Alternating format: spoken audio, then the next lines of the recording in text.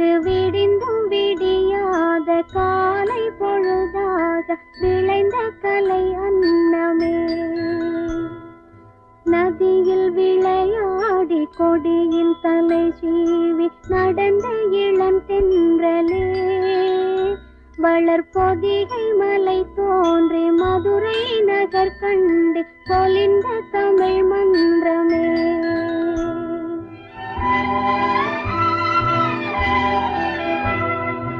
மலர்ந்து மலராத பாதி மலர் போல வளரும் விழி வண்ணமே.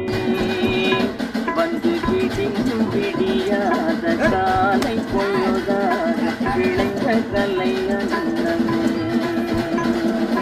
நதியில்